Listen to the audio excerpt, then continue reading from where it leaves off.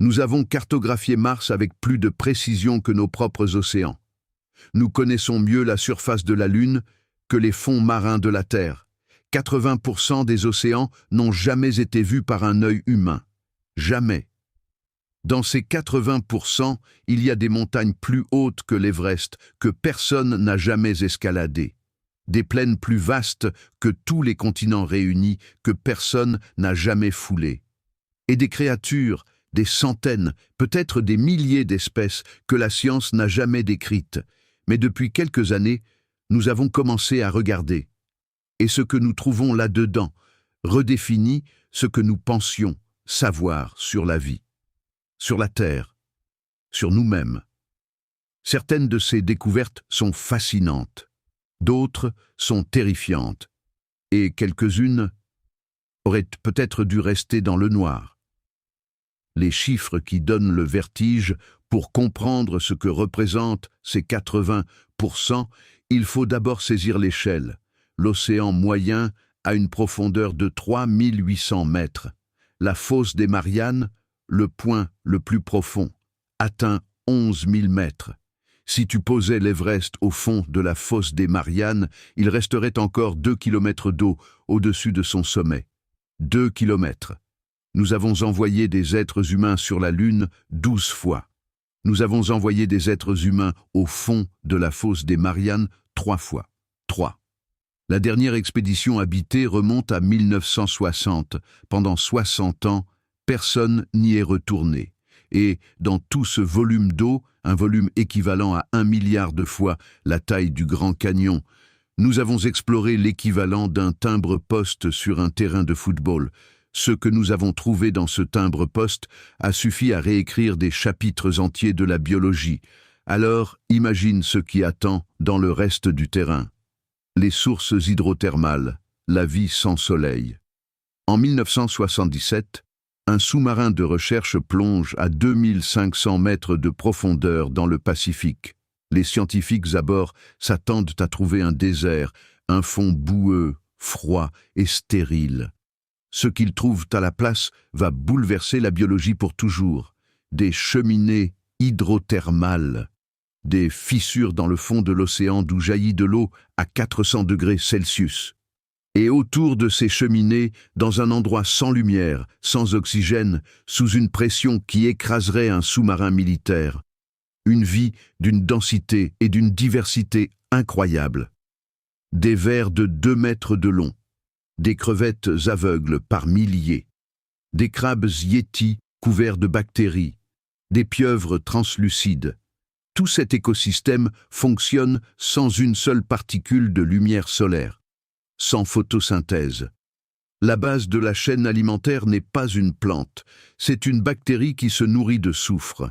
Cette découverte a changé une croyance fondamentale de la science. La vie n'a pas besoin du soleil, ce qui veut dire qu'elle pourrait exister n'importe où. Sur Europe, la lune de Jupiter. Sur Encelade, la lune de Saturne. Dans des endroits que nous n'avons même pas encore imaginés. Le son mystérieux, le bloop. En 1997, les hydrophones de la NOAA, les microphones sous-marins que l'armée américaine utilise pour détecter les sous-marins ennemis, captent un son extrêmement puissant, tellement puissant qu'il est enregistré par 2 stations distantes de 5000 km l'une de l'autre. 5000 km. Pour te donner une référence, c'est la distance entre Paris et New York. Ce son, que les scientifiques ont surnommé le bloop, est plus fort que n'importe quel animal connu, plus fort que le cachalot, plus fort que la baleine bleue, bien plus fort.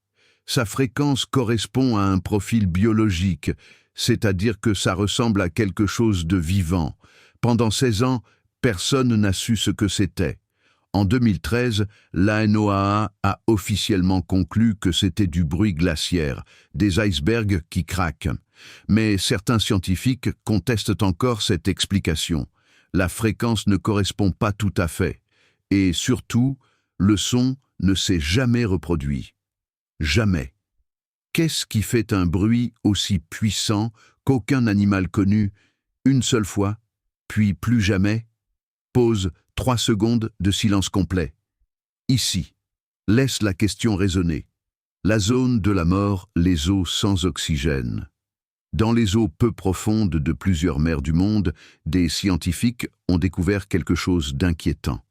Des zones mortes, des étendues de plusieurs milliers de kilomètres carrés où l'oxygène a complètement disparu de l'eau. Rien ne peut y vivre, rien. Poissons, crustacés, coraux, tout meurt quand il entre dans ces zones. Et ces zones grandissent. Depuis les années 50, le nombre de zones mortes dans les océans a doublé tous les 10 ans. Il y en a aujourd'hui plus de 500 dans le monde. 500 zones où la vie marine est impossible. La cause principale, les engrais agricoles qui ruissellent dans les rivières et finissent dans l'océan. Ils provoquent une explosion d'algues microscopiques qui consomment tout l'oxygène en mourant. Le golfe du Mexique a une zone morte de la taille de la Nouvelle-Écosse. La mer Baltique en a une de la taille du Danemark. Et elles grandissent chaque année, silencieusement, sans que personne ne s'en préoccupe vraiment. Les créatures qu'on ne devrait pas trouver, chaque expédition dans les zones inexplorées ramène des découvertes qui redéfinissent ce que nous pensions possible. En 2023, une expédition dans les fonds marins des îles Galapagos a découvert plus de 100 espèces inconnues en 2 semaines. 2 semaines. 100 espèces. Parmi elles, une méduse dont le corps produit 2 types de bioluminescence différents simultanément.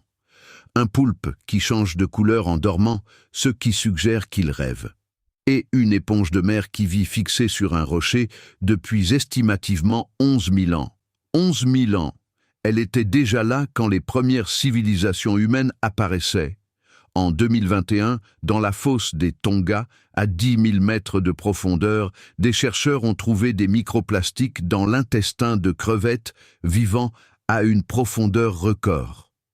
La pollution humaine a atteint l'endroit le plus profond de l'océan avant que nous l'ayons même correctement cartographié. Pense à ça une seconde. Le lac sous-marin. De l'eau dans l'eau. En 2011, des chercheurs explorant le fond du golfe du Mexique ont fait une découverte qui semble sortir d'un film de science-fiction. Un lac sous-marin. À 900 mètres de profondeur, au fond de l'océan, il y a une étendue d'eau salée tellement dense, riche en sel et en méthane, qu'elle ne se mélange pas avec l'eau de mer environnante. Elle forme une surface, un lac dans la mer, avec ses propres vagues, ses propres rives et sa propre vie. Des crevettes et des moules vivent sur les bords de ce lac, mais aucun poisson n'y entre. Jamais. L'eau de ce lac est 5 fois plus salée que l'eau de mer normale et saturée de méthane. Tout animal qui y plonge est paralysé et tué en quelques minutes. Les scientifiques l'ont surnommé le lac de la mort. Et il n'est pas seul. Depuis, une douzaine de lacs similaires ont été découverts dans d'autres océans. Chacun avec sa propre chimie, sa propre vie adaptée, ses propres mystères, des mondes dans des mondes au fond des mers que nous n'avons pas encore commencé à comprendre. En 2014, des chercheurs australiens qui cherchaient des débris de l'avion MH370 ont capté des signaux acoustiques réguliers provenant des grandes profondeurs de l'océan Indien. Des signaux trop réguliers pour être naturels. Trop réguliers pour être des craquements géologiques. La fréquence et le rythme correspondent à quelque chose de artificiel. L'enquête a conclu qu'il s'agissait probablement de signaux de la boîte noire de l'avion. Mais l'avion n'a jamais été retrouvé à cet endroit. Les signaux provenaient d'une zone qui n'a pas encore été entièrement explorée, et ils ont arrêté. Du jour au lendemain, sans explication. Je ne dis pas que quelque chose d'inexplicable se cache dans les profondeurs de l'océan Indien. Je dis que nous ne savons pas ce que c'était, et c'est peut-être pire. La bonne nouvelle, c'est que nous commençons enfin à explorer sérieusement. Des sous-marins autonomes pilotés par intelligence artificielle peuvent désormais descendre à des profondeurs que les humains ne peuvent pas atteindre et cartographier des milliers de kilomètres de fonds marins en quelques semaines. D'ici 2030, les scientifiques estiment que nous aurons cartographié 60% des océans.